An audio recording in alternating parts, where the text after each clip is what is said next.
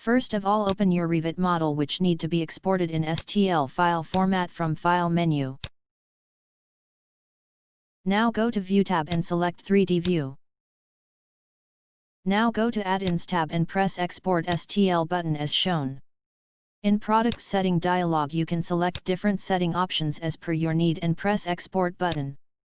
Now select a location for your exported STL model and press Save button.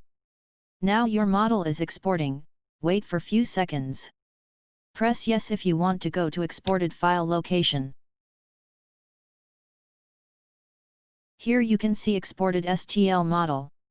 You can view this model in appropriate viewer. Here you can see the final exported STL model. Thank you.